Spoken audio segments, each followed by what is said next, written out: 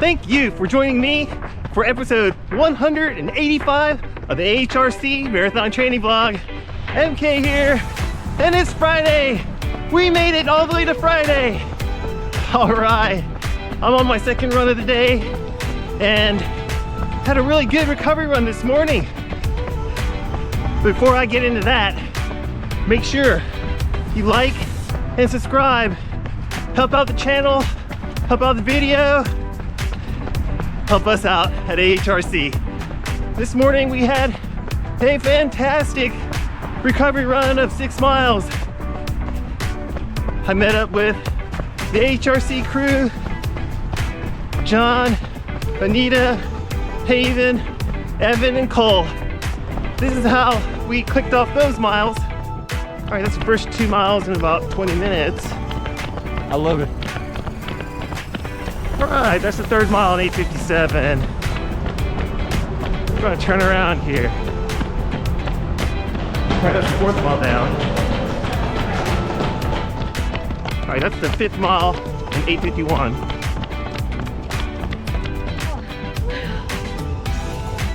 All right, you guys ready to get some oatmeal?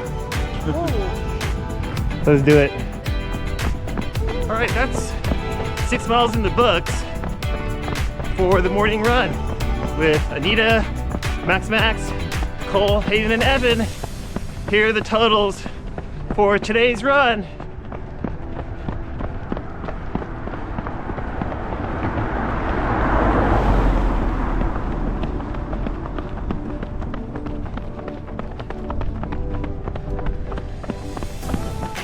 Today we're going to talk about walking during a run or race. It's going to be a good one. I'll see you in the second run. All right, let's go. Back in March of this year, I raced the LA Marathon.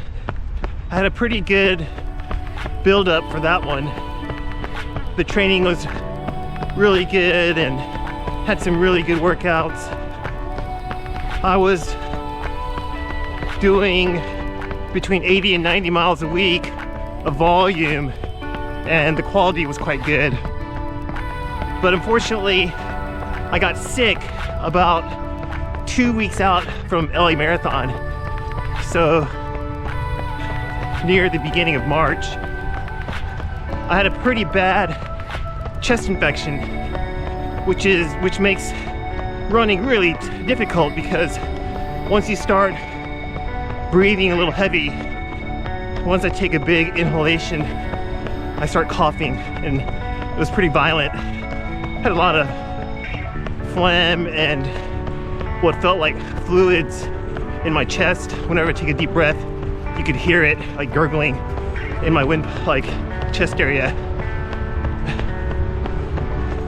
The smart thing to have done would have been to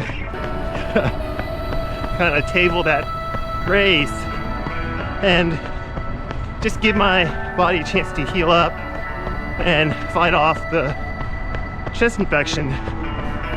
But I don't know if it's because of greed or just a lack of maturity, but I just didn't want to waste all that good training. Even though I had the Boston Marathon coming up only 3 weeks after that, I could have just waited and just tried to race Boston as hard as I could. But something inside me didn't want to give up LA Marathon. And I love LA. I love the LA Marathon. So I decided to race LA, even though I couldn't take fluids without coughing violently. I usually carry a bottle of hydration.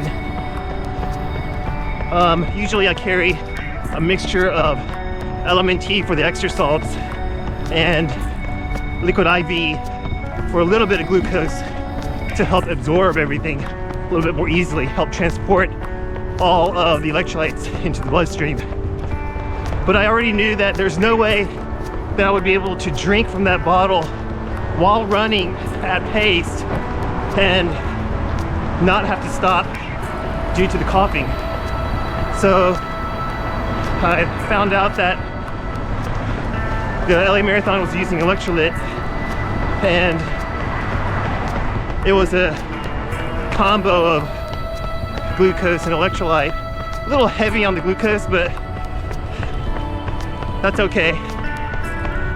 I would just decrease my gel intake so I wouldn't upset my stomach, and decided to use the aid stations and stop at every aid station to take fluids and walk through them if possible, or full stop during the aid stations to drink.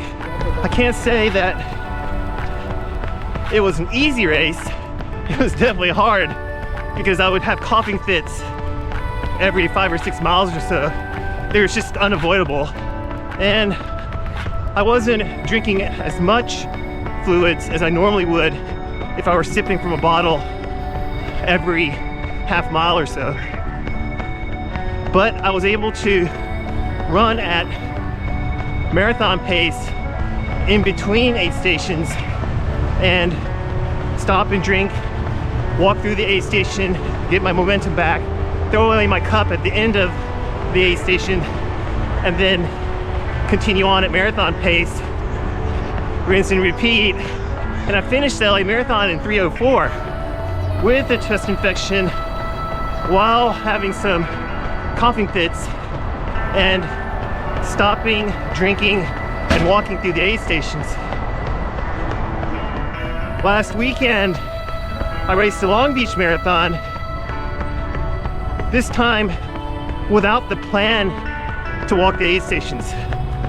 This time, it was more of a response to a mid-race issue, and we changed our plan from racing marathon pace from the beginning and switched at mile 16 to walking the aid stations to help my friend Denny deal with a calf strain that he had going into the race. He had developed it about 2 weeks prior to the race. Denny walked all of the aid stations from mile 16 on and finished the Long Beach Marathon in 3:03, 3 hours and 3 minutes, which, by the way, I believe is one of his best performances. Even though he's a 2:58 marathoner at Tokyo Marathon, I believe that his performance showed a lot of courage and resolve and will benefit him in the future when he feels pressured at the end of a marathon, and he'll be able to fight through it even better. So why did this work? How were we able to run walk for 10 miles of the Long Beach Marathon and finish in 3:03? And how was I able to run walk the entire LA Marathon and finish in 3:04 with a chest infection? Well, there is no magic pill. For both of those races, we're in very good shape. We had very good aerobic base, and we had really strong legs and much higher VO2 max than what we had in the past.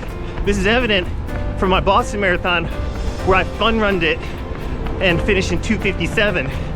It was a very easy 2:57. I think everybody looked pretty beat up at the finishing chute, but my friend Sam and I were relatively fresh because he's a 2:50 marathoner and he ran 2:58 as a fun run, and he looked normal at the end too. So my fitness carried me through 3 weeks post LA Marathon and allowed me to run well at Boston and have fun doing it. So I'm not recommending run walk method in lieu of training. Good old-fashioned consistency, getting up every day and getting your workouts in, whatever style that you use or whatever training program that you use is the best method. But this is one race strategy that allows you to regather yourself, to mentally reset sometimes. We can decrease our heart rate by slowing down and floating up to easy pace or steady state pace. The response is pretty quick and immediate. Your watch may lag behind, but your physiology will respond to that decrease in pressure. Once you slow down to a walk, a lot of the trauma disappears. The world slows down and your scenery isn't blurry anymore. You can see things clearly, you can think a little bit more clearly. Your brain is not being jostled around anymore. You're not impacting the ground hard anymore. There are a lot of stresses that are relieved from walking in lieu of running slower.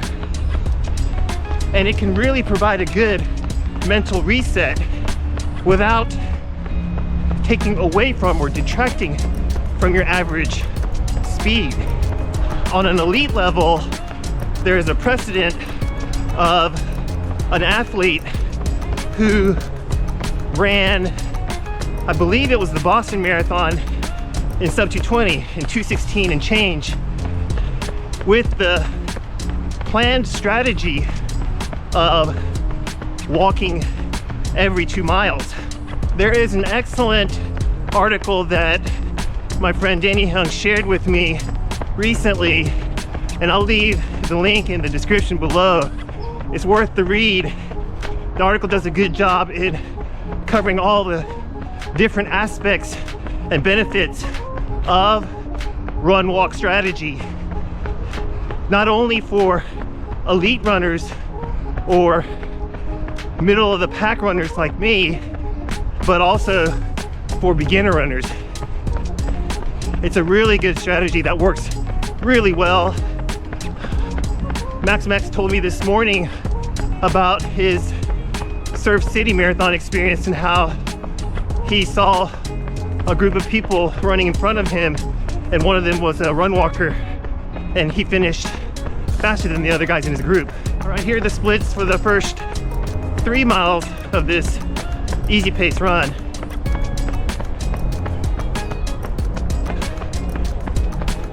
So whether your goal is to run a 3-hour marathon or run a 2:30 marathon or run a 5-hour marathon, consider the run walk strategy as either a plan A option to help get you to your goal, or as a plan B option if the need arises during the marathon.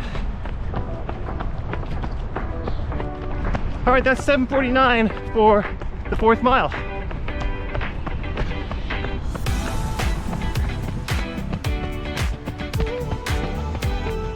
All right, that's 7:56 for the 5th mile. Just keeping it kind of on the slower end of easy pace. All right, that's mile 6 in 8:04.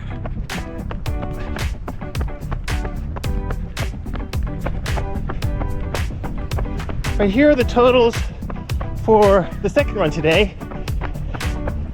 It's a great day.